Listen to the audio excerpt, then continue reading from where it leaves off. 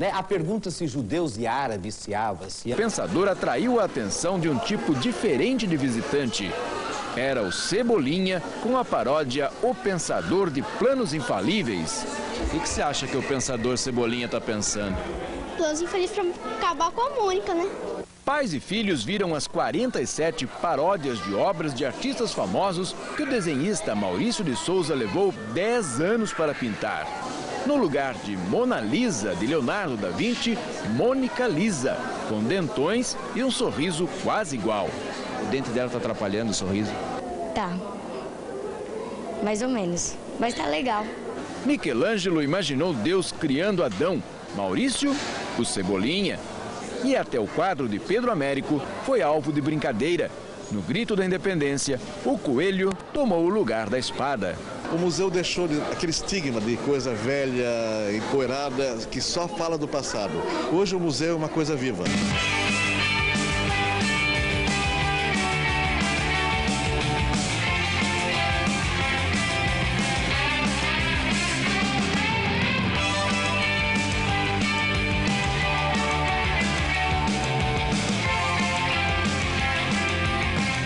Que boa ideia de usar personagens conhecidos das crianças para ajudar até na memorização dessas obras desses grandes artistas. E que bom que o centro da capital continua atraindo cada vez mais visitantes. A pista sentido interior, capital da rodovia dos Bandeirantes, está parcialmente interditada. O motivo é um acidente envolvendo um caminhão e 7 veículos. O caminhão... Em Kandahar, o quartel-general dos talibãs. Navios, aviões e submarinos americanos e britânicos dispararam 50 mísseis Tomahawk sobre o Afeganistão. 6 cidades foram atingidas. A guerra contra o terror está só começando. Os ataques vão continuar por alguns dias e tem apoio total da União Europeia e da Rússia. As bases terroristas vão receber bombas e os refugiados afegãos, comida. Ontem, 35 toneladas de alimentos e remédios foram despejadas sobre o Afeganistão. Os Estados Unidos estão em estado de alerta. Depois das ameaças de Osama Bin Laden, 94% dos americanos temem novos ataques terroristas. Nos países árabes houve protesto contra os ataques americanos. Hoje de manhã, milhares de pessoas saíram às ruas do Paquistão. Os governos do Irã, Iraque e Líbano condenaram os bombardeios. Os talibãs dizem que não sabem onde está Osama Bin Laden. O representante da milícia talibã no Paquistão falou esta manhã à imprensa. No Bom Dia Brasil de hoje, especialistas analisam ao vivo o início da guerra. Um acidente entre 2 aviões matou hoje de manhã mais de 100 pessoas na Itália. No Brasil, a semana começa com um forte temporal no Rio Grande do Sul. Os ventos chegaram a 110 km por hora e as ondas a 4 metros de altura. Futebol. O Brasil está mais perto da Copa do Mundo de 2002. E o apoio total da União Europeia e da Rússia. O Pentágono informou que a ofensiva vai continuar por alguns dias. 6 cidades foram atacadas. Os Estados Unidos lançaram bombas e mísseis contra bases de treinamento de terroristas e instalações militares da milícia talibã. Em Kandahar, centro espiritual dos talibãs, a destruição é visível. Segundo as primeiras informações, pelo menos 20 pessoas morreram nos ataques de ontem. Agora há pouco, representantes dos talibãs no Paquistão voltaram a falar com os repórteres. Eles disseram que a milícia talibã não teve contato com Osama Bin Laden depois dos ataques. 40 aviões e mais de 50 mísseis foram usados no ataque ao Afeganistão. O repórter Luiz Carlos Azenha mostra como foi o primeiro dia da ofensiva. Garantir completo domínio aéreo sobre o Afeganistão e abrir caminho para que a Aliança do Norte, de oposição ao governo, derrube o Talibã. Esses teriam sido os objetivos das primeiras ondas de ataque. Elas partiram de 3 regiões do mundo. Bombardeiros B-1 e B-52 voaram da base britânica de Diego Garcia, no Oceano Índico. Teriam atacado tropas do Talibã em regiões remotas do país. De uma base do Missouri, nos Estados Unidos, bombardeiros B-2 foram guiados por satélite até seus alvos. Do Mar da Arábia, 50 mísseis Tomahawk, que tem alcance de mais de 2.000 quilômetros, foram lançados de submarinos e navios americanos e britânicos. Sobrevoaram em baixa altitude o Paquistão e explodiram em alvos dentro do Afeganistão. Objetivo do ataque com mísseis: enfraquecer a defesa aérea do Talibã. O ataque abriu caminho para que caças F-18 Hornet, saindo de porta-aviões no Mar da Arábia, voassem sobre o espaço aéreo do Paquistão para atacar seus alvos no Afeganistão. Testemunhas viram explosões em pelo menos 5 cidades afegãs. Dentre os alvos estariam o aeroporto e o quartel-general do Talibã em Kandahar, o Ministério da Defesa e o aeroporto de Cabul, 3 campos de treinamento militar em Jalalabad, uma base militar em Mazar-e-Sharif e um depósito de óleo em Herat. O Pentágono informou que não houve reação da Força Aérea Afegã. Ela tem cerca de 80 aviões, a maioria sem condições de voo por falta de peças. Testemunhas disseram que a casa do líder talibã Mohamed Omar também foi atacada, mas o embaixador talibã no Paquistão disse que tanto Omar quanto Osama Bin Laden escaparam ilesos do bombardeio. A resposta militar veio quase um mês depois dos atentados terroristas que deixaram mais de 5.000 mortos nos Estados Unidos. Vamos agora a Nova York com a correspondente Heloísa Vilela para saber como os americanos estão reagindo aos bombardeios no Afeganistão. Heloísa, a opinião pública está a favor de uma guerra, dessa guerra? Está sim, Leilani, e na semana do dia 11 de setembro, a semana dos ataques terroristas aqui nos Estados Unidos, uma pesquisa feita pelo jornal Washington Post mostrava que 90% da população era a favor de uma resposta militar. Agora que o ataque já começou, uma nova pesquisa feita pela rede ABC mostra que 94% dos americanos são a favor desta resposta militar. Ontem, assim que o bombardeio ao Afeganistão começou, nossa equipe foi à rua ver o que os nova-iorquinos pensam desta nova ofensiva militar. Esta senhora diz que é contra o ataque. Violência só produz mais violência, diz ela. Para esta outra, já não era sem tempo.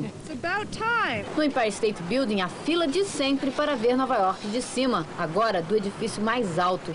Este turista perguntou, o que mais podíamos fazer? No quarteirão ao lado, um protesto.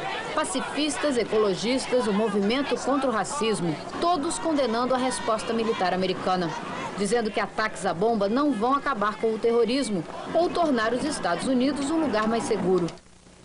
O vice-presidente dos Estados Unidos, Dick Cheney, foi levado ontem para um local seguro longe de Washington. O presidente George Bush disse que a ofensiva contra o terrorismo vai ser longa e explicou o motivo. O discurso de Bush foi transmitido minutos depois do primeiro ataque. Ele disse há mais de 2 semanas fez uma série de exigências aos talibãs. Destruam os campos de treinamento de terroristas, entreguem os chefes da Al-Qaeda e libertem todos os estrangeiros que estão presos no país. Bush disse que nenhuma das exigências foi cumprida e que agora a milícia talibã vai pagar o preço. Ontem, tanto o presidente Bush como o primeiro-ministro britânico Tony Blair enfatizaram que os ataques não são contra um país, nem contra um povo e muito menos contra o Islã. O objetivo da ofensiva é mesmo atacar alvos terroristas e destruir as bases da milícia talibã que protege Osama Bin Laden. E hoje foi registrado mais um acidente aéreo. Pelo menos 100 pessoas morreram e centenas ficaram feridas num acidente entre 2 aviões no aeroporto de Milão, na Itália, agora de manhã. Um avião comercial da companhia escandinava SAS se chocou contra um pequeno avião Cessna. Ambos faziam manobras em terra e havia muita neblina, o que dificultou a visibilidade. Equipes de resgate retiraram agora há pouco o submarino nuclear russo Kursk do fundo do mar de Barents, a 100 quilômetros da costa da Rússia. Em agosto do ano passado, o submarino afundou em circunstâncias misteriosas depois de 2 explosões. Nenhum dos tripulantes sobreviveu.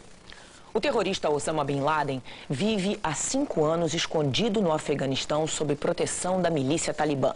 Ontem, a TV Al Jazeera, do Catar, divulgou um pronunciamento do inimigo número 1 dos Estados Unidos. Tudo indica que a gravação foi feita antes dos bombardeios ao Afeganistão. Vamos a São Paulo com Mariana Godoy. Mariana, até agora nós tivemos apenas um resumo do que disse Osama Bin Laden em árabe. Como os muçulmanos brasileiros interpretaram a declaração em árabe? Leilani, o Sheikh Jihad Hassan, presidente mundial da Juventude Islâmica, disse que o discurso de Osama Bin Laden tem alguns trechos religiosamente equivocados. Para o líder muçulmano, a religião islâmica não prega a divisão do mundo entre fiéis e infiéis. Mas ele explicou que Bin Laden é visto como herói por alguns países árabes porque se apresenta ao mundo como defensor do Islã e defensor a qualquer preço. God has sent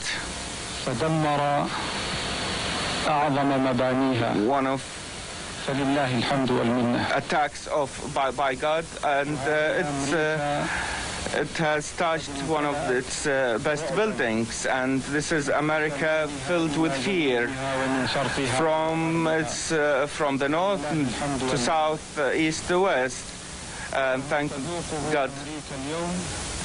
And what America is tasting today, a bunch of Muslims to be at the forefront and destroyed America, a big destruction. I wish God would lift their... Aonde que a opinião dos muçulmanos, ela se separa dele? Quando ele separa o mundo entre fiéis e infiéis, porque a religião islâmica, 14 séculos, viveu governando grande parte do mundo e sob o seu domínio havia cristãos, judeus e não muçulmanos. E viviam em perfeita harmonia, viviam em perfeita paz e justiça.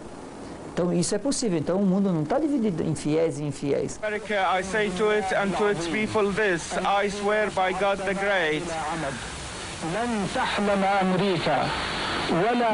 America will never dream, nor those who live in America will never taste security and safety unless we feel security and safety in our land and in Palestine. Aqui já gostaria até de fazer um apelo ao povo brasileiro e ao governo do Brasil, já que o Brasil é um país neutro e querido por todos os países islâmicos e não islâmicos, que tivesse uma posição mais apaziguadora.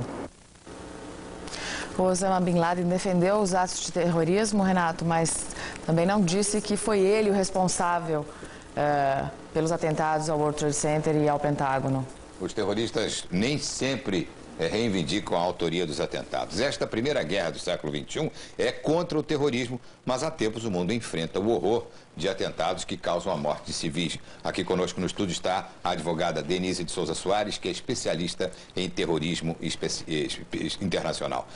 Doutora Denise, esta rede internacional chefiada por Osama Bin Laden pode ser derrotada?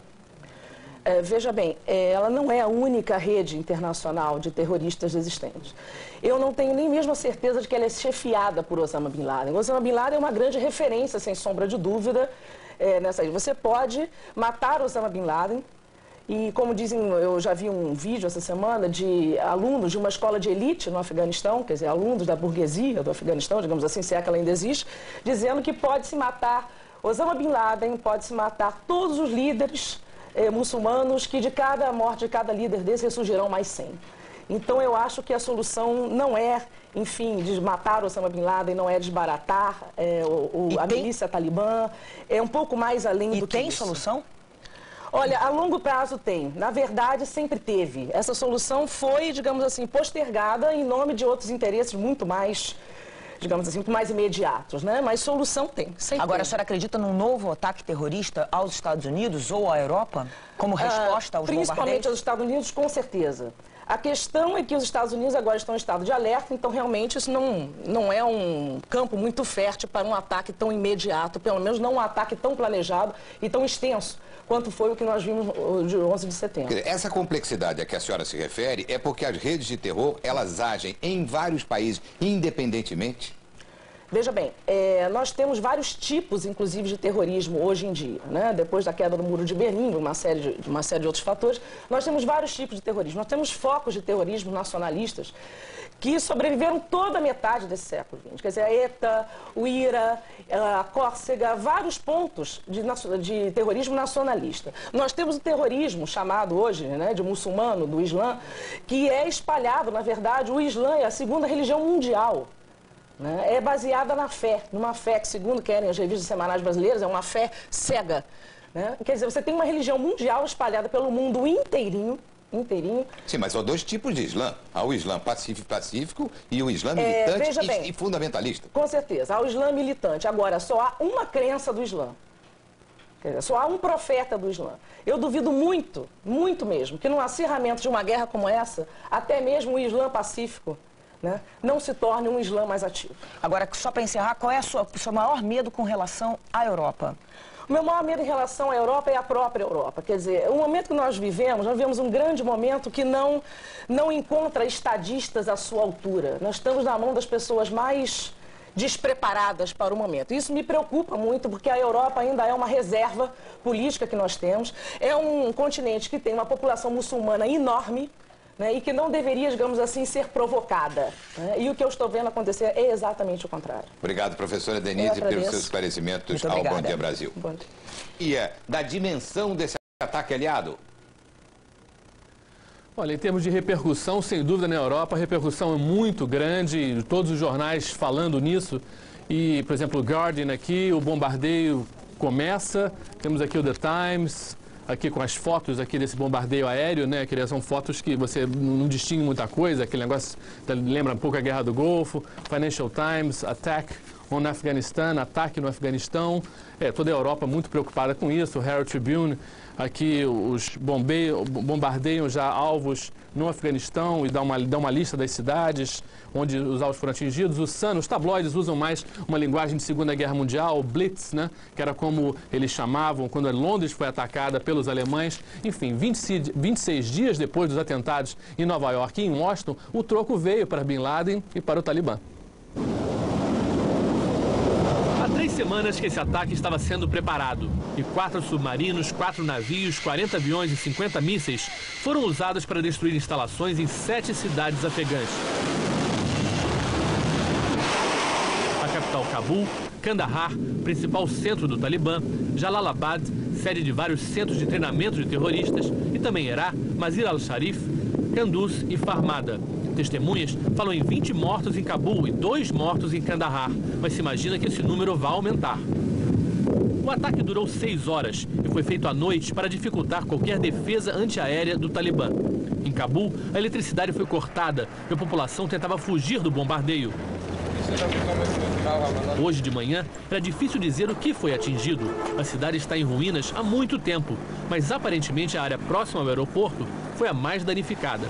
Hoje, quem pôde, aproveitou para ir embora. É para essas pessoas que aviões como esse estão lançando pacotes com comida. 35 mil foram jogados ontem.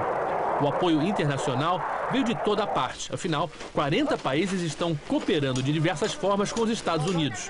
O mais importante deles, a Grã-Bretanha, que está participando da operação militar. As únicas vozes dissonantes até agora foram o Irã, mais para consumo interno, e o Iraque, onde Saddam Hussein, obviamente, não apoiaria nada que venha dos americanos. Mas as mais barulhentas e potencialmente perigosas manifestações contra os ataques aconteceram e estão acontecendo no Paquistão. O Conselho de Defesa Afegão, organização que une os 36 partidos radicais religiosos do Paquistão, colocou milhares de pessoas nas ruas. Ontem, em Karachi, 4 morreram e a violência continua, com a polícia e o exército reprimindo os manifestantes. O general Musharraf foi à televisão para acalmar a população com a mensagem de que essa será uma guerra rápida e com alvos precisos. Mas não só essas decisões não estão nas mãos dele, como nas ruas, muita gente não aceita qualquer tipo de ataque contra o Afeganistão.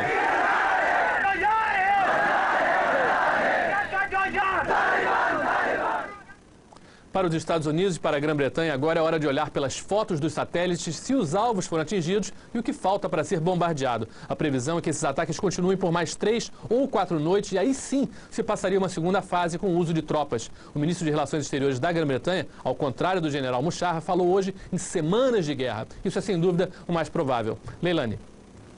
O governo brasileiro determinou o reforço da segurança nos aeroportos. A atenção especial está nos voos internacionais. Vamos voltar a São Paulo com Mariana Godoy. Mariana, alguma nova medida de segurança? Nova, por enquanto não, Leilani. As medidas são as mesmas que foram determinadas um dia depois dos atentados contra os Estados Unidos. Com precisão cirúrgica a 2.500 quilômetros de distância. O mundo viu o poder dos Tomahawk pela primeira vez em janeiro de 91. Mais de 300 mísseis foram usados contra o Iraque, na Guerra do Golfo. Este pesquisador da USP, especialista em armamento de guerra, diz que os mísseis têm prazo de validade e que as unidades lançadas ontem seriam inutilizadas dentro de pouco tempo. Esses mísseis usam um sistema de propulsão, que é o motorreator, que usam um combustível, usa todo o equipamento, e ele também tem uma vida útil, alguma coisa como 10 anos, 12 anos, alguma coisa assim.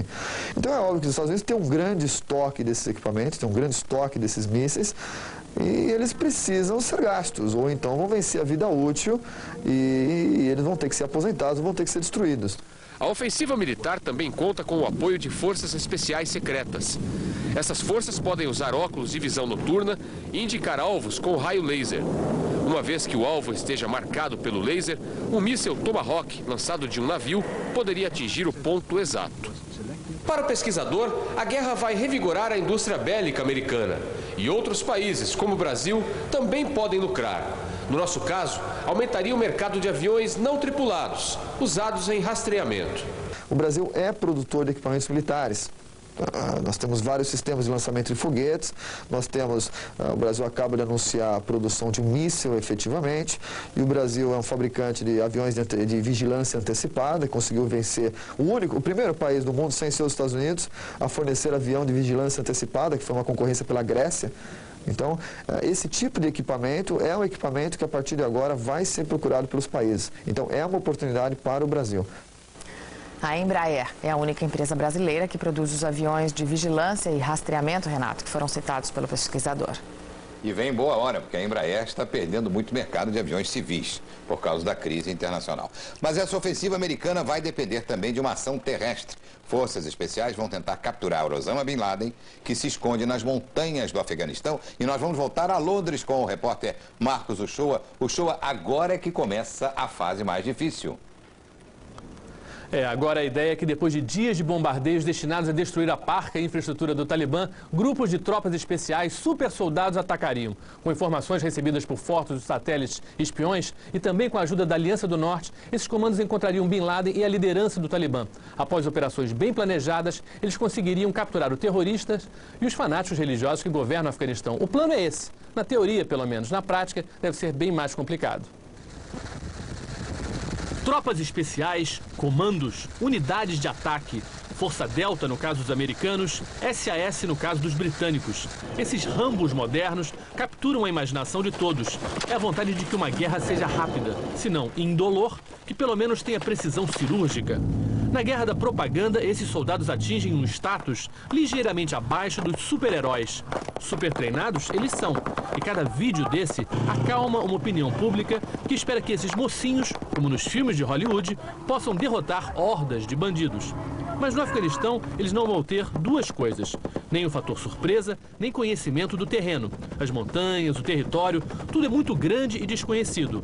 Grupos assim seriam presa fácil para emboscadas. E os guerrilheiros do Talibã e de Bin Laden foram treinados com métodos parecidos e conhecem bem cada pedaço da região. Além disso, no mundo real, um final feliz sempre foi meio duvidoso. Aqui na Inglaterra existe toda uma indústria de livros desses ex-soldados. O mais famoso deles, Bravo 2-0, conta uma operação na Guerra do Golfo, quando um comando da SAS foi lançado no Iraque, com a missão de destruir mísseis Scud. Nada deu certo, só um deles escapou, os outros morreram, foram presos, um fiasco. Os americanos fracassaram no Irã quando iam tentar salvar os reféns da embaixada deles. Lembra? No meio do deserto, um avião se chocou com um helicóptero, deu tudo errado. Bem treinados, esses soldados são, mas só eles não vão resolver essa guerra do Afeganistão. Renato.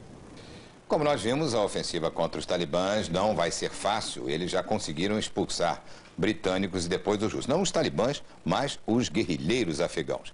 Mas será que este bombardeio vai dar algum resultado? Aqui no estúdio conosco o professor Ronaldo Leão Correia, presidente do Instituto de Defesa Nacional, tem esclarecimentos sobre esse ponto. Esse ataque de mísseis e, ao mesmo tempo, forças especiais e depois desembarque terrestre em pontos, em alvos estratégicos no Afeganistão, pode dar certo desta vez? Eu acredito que é de difícil execução um plano desse tipo. Apenas no Novo Pamir, naquelas cordilheiras, ali você tem um complexo de 15 mil cavernas e túneis das mais diferentes profundidades, há instalações lá capazes de abrigar centenas de homens. A única maneira que você tem de retirar as tropas ligadas ao Talibã e Osama Bin Laden de lá é o bom e velho método Okinawa e Iwo Jima. Baioneta, pistola, metralhadora e lança-chamas e granada. Então tem que haver um desembarque terrestre. Vai ter de haver um desembarque terrestre, vai ter de haver confronto corpo a corpo naquelas montanhas que são um inferno de calor no verão e um inferno de gelo no inverno, com condições desumanas. As baixas serão espantosas de ambos os lados.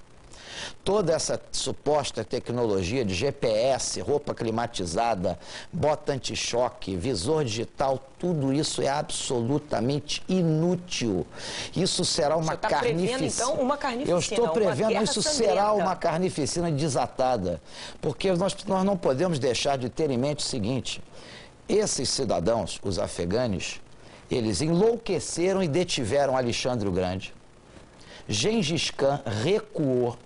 O Império Britânico vai fazer mês que vem 160 anos de que o embaixador britânico em Cabul foi esquartejado e em janeiro de 1842 uma tropa de 4.500 soldados e 12 mil civis foi exterminada, só sobrou um homem. Professor, e a questão dos mísseis que nós vimos aí, o senhor estava dizendo que os mísseis não são... Por exemplo, esses mísseis não são como meu colega de São Paulo falou, não são descartáveis assim, não. Não perdem a validade. Eles são recicláveis, porque eles não são mísseis de combustível sólido. O Tomahawk é um buster de combustível sólido e tem uma turbina que o impele, mas isso é assunto Agora, professor, técnico. Mas de qualquer maneira não adianta muito. Não adianta, não. Por exemplo, eles têm um míssil que poderia adiantar. É o GBU-28, para destruir fortificações e montanhas. Agora, voltando à questão da guerra, o que move esses homens, o que move esses guerrilheiros tão ferrenhos, tão determinados, é a fé? É isso que torna, na minha opinião, essa guerra incontrolável. Não, o armamento pouco importa, para eles lutam a dentada. O negócio deles é o seguinte, eles não estão lutando pelo relativo. Eles não estão lutando por poder. Sim, mas eles não têm todo o apoio da população afegã, os talibãs. Olha, acontece o seguinte, nós precisamos entender claramente que nós estamos lidando com fanáticos religiosos. O fanático religioso se move com a sua verdade. E essa verdade, não importa se ele é 1 no meio de 1000 ou 100 no meio de 10 milhões, ele vai lutar. E é isso que tornará essa guerra absolutamente impossível de ser detida. Muito obrigado, professor pelo Ronaldo. mundo. Muito obrigado, professor Ronaldo, pelos seus esclarecimentos aqui ao Bom Dia Brasil. Daqui a pouco, o nervosismo chega ao mercado financeiro. Bolsas em queda por todo o mundo. E você vai ver 15 para as 8. País que entra em estado de alerta máximo. Aqui em Nova York, o prefeito Rudolph Giuliani pediu à população que tenha paciência para lidar com todas as barreiras policiais espalhadas pela cidade. E avisou, daqui para frente, todo mundo pode ser revistado quando entrar em um edifício alto. Mas ele também disse que vai manter abertos o Empire State Building, a Estátua da Liberdade, todos os pontos turísticos da cidade, porque a vida tem que voltar ao normal. E como prova de que ela vai voltar ao normal, ele decidiu manter a parada que hoje ocupa a 5ª Avenida a partir do meio-dia. É uma parada homenageando Cristóvão Colombo. Hoje é feriado aqui nos Estados Unidos, Dia de Colombo. Em Washington, o presidente George Bush vai à posse do presidente da nova Agência Nacional de Segurança. É uma agência que o presidente Bush criou especificamente para combater o terrorismo. E nos próximos dias ele vai pedir à população que fique alerta e que tenha paciência, porque a guerra contra o terrorismo está apenas começando. Renato? O presidente Fernando Henrique Cardoso se reuniu com alguns ministros ontem no Palácio da Alvorada para uma avaliação da situação internacional que se agravou. Então, vamos a Brasília agora com Alexandre Garcia. Alexandre, houve conversa sobre guerra, claro, economia, a crise mais próxima também, que é a crise do Mercosul, não é verdade? Porque afinal a Argentina, Renato, está mais perto que o Afeganistão, né? Aí o governo brasileiro tem que escolher que crise enfrenta primeiro e em que crise tem poderes para mudar alguma coisa. A resposta é, claro, Mercosul. Os presidentes do Brasil e Argentina decidiram à última hora encontrar-se pessoalmente em vez de uma reunião de ministros que estava marcada. Eles almoçam no Alvorada, passam a tarde juntos e depois ainda podem até voar juntos para um evento em São Paulo. As diferenças de câmbio entre os dois sócios do Mercosul é que são o principal problema. O presidente Fernando de la Rúa está pressionado pelos industriais do seu país que reclamam da entrada de produtos brasileiros mais baratos por causa das desvalorizações cambiais brasileiras. Ontem à noite, no Palácio Alvorada, o presidente preparou o encontro de hoje com os ministros da Fazenda e das Relações Exteriores. E também chamou o ministro da Justiça, porque a reunião serviu para avaliar as consequências do início do ataque ao Afeganistão. Quando os ataques começaram, o presidente Fernando Henrique Cardoso estava no Palácio da Alvorada. 1h30 depois, recebeu a informação oficial. Um telefonema do secretário de Estado, Colin Powell. Fernando Henrique Cardoso passou o dia em contato com ministros e assessores. No início da noite, divulgou uma nota, dizendo que, em nome do presidente George W. Bush, o secretário informou que as operações visam exclusivamente objetivos militares e procurarão poupar a população civil. Na nota, Fernando Henrique destaca a vocação de paz do povo brasileiro e o repúdio ao terror, preceitos constitucionais que orientam a nossa política externa. O presidente encerra a nota com esperança de que as operações não tenham consequências trágicas e procurem evitar a perda de vidas inocentes. Agora, mais do que nunca, segurança redobrada no espaço aéreo, portos e aeroportos. Atenção especial para 2 grandes centros, São Paulo e Rio de Janeiro. Também Foz do Iguaçu, Paraná, onde é grande a comunidade árabe e o Brasil faz fronteira com o Paraguai e a Argentina. Desde os ataques terroristas em setembro, o Brasil intensificou as ações de inteligência nas fronteiras, com o apoio do Exército. Mas o governo diz que não foi solicitado e nem se cogita o envio de tropas militares para a região do conflito. Aqui, no primeiro momento, a ordem é combater os efeitos da crise na economia.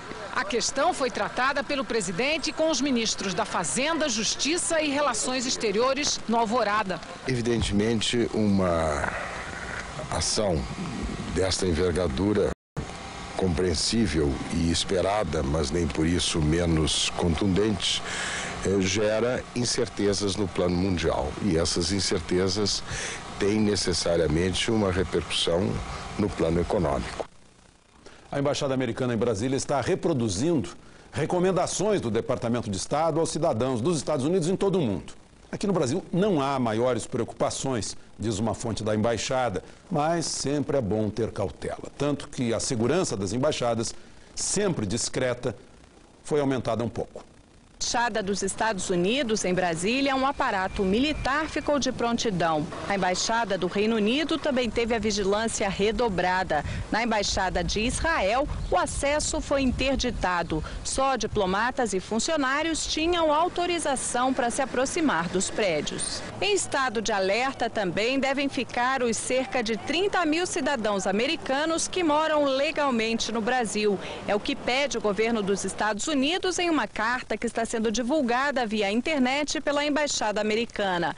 A carta diz que, diante dos ataques que começaram neste domingo, os americanos podem sofrer retaliações e, por isso, devem evitar locais públicos e ficar em contato com os consulados. Mas o ministro da Justiça não acredita que o Brasil seja alvo de ataques terroristas. Não está no horizonte brasileiro imaginar que haja algum tipo de reflexo terrorístico no nosso território. Enquanto o mundo se divide por raças e religiões, o Brasil tem que manter a sua paz e tolerância na sociedade tropical e multirracial. E aí, Renato, a diplomacia que tem que administrar bem tudo isso, né? Bom, e vem administrando. Para falar justamente sobre o papel da diplomacia nesta guerra contra o terror, está aqui no estúdio o embaixador Luiz Felipe Lampreia, presidente do Centro Brasileiro de Relações Internacionais e chanceler. Embaixador, como é que o senhor avalia a postura diplomática dos Estados Unidos no início dessa crise, quando os Estados Unidos procuraram o acordo internacional antes de lançar os ataques? Acho que os Estados Unidos resistiram à tentação que tiveram num primeiro momento de atuar sozinhos. Acho que procuraram consolidar uma frente tão ampla quanto possível, uma coalizão militar, na qual, naturalmente, a Inglaterra tem um papel predominante, mas onde eles procuraram atuar também junto a países tão diversos quanto o Paquistão, o Egito, a Arábia Saudita, o Uzbequistão, além, naturalmente, de todos os países da OTAN. E tiveram sucesso?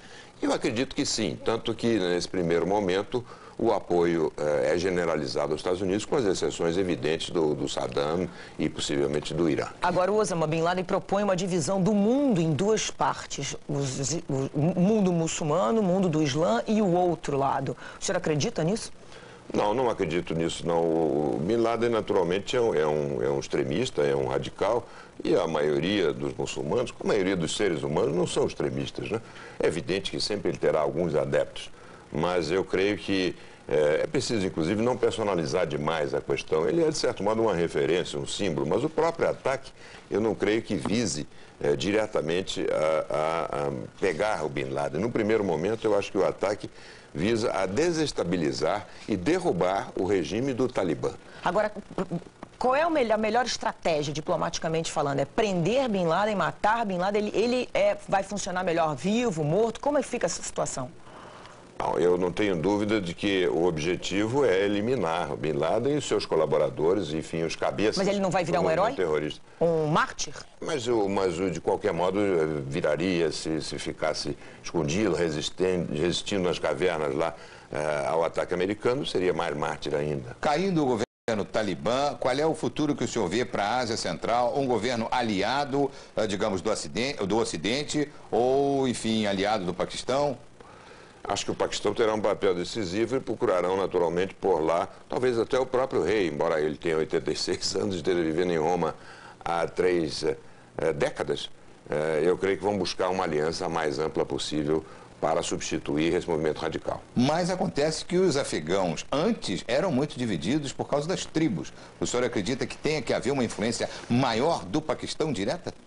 Eu acho que sim, porque o Paquistão é um vizinho poderoso que está ali ao lado e será sempre importante. A divisão do Afeganistão é mais ou menos inevitável. Eu creio que um país tão disperso, com tantas etnias, línguas e tantas regiões, eu acho que sempre será um tanto dividido. Para encerrar, qual é o reflexo que a crise do Oriente Médio, quer dizer, essa questão com Israel pode ter nessa guerra?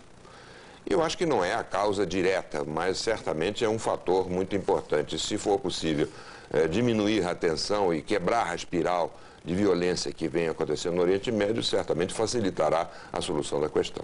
Muito obrigado ao embaixador Luiz Felipe Lampreia pelos seus esclarecimentos. Reportagem. Na Mesquita Brasil, que fica na região central de São Paulo, a comunidade muçulmana foi surpreendida pelos ataques durante o almoço de confraternização que acontece todo primeiro domingo do mês. A notícia mudou o clima familiar. A maioria criticou a ação militar. Porque muitos inocentes vão morrer também, como morreram no outro caso dos terroristas. Nós somos contra, nós queremos paz, queremos amor e justiça para todo mundo. Depois do almoço, homens e mulheres, voltados na direção de Meca, a cidade sagrada dos muçulmanos, oraram pela paz. O presidente da Sociedade Beneficente Muçulmana, Mohamed Nassib Murad, foi duro ao comentar a resposta militar americana ao Afeganistão. Estamos chocados com esse ataque covarde contra um povo inocente e indefeso. Isso aqui nós podemos comparar exatamente ao mesmo ataque que aconteceu nos Estados Unidos. É um terrorismo oficial. Na Federação Israelita de São Paulo, o presidente Nathan Berger ressaltou o clima cordial entre os judeus e árabes no Brasil, mas lembrou que Israel é um dos alvos preferenciais do terror.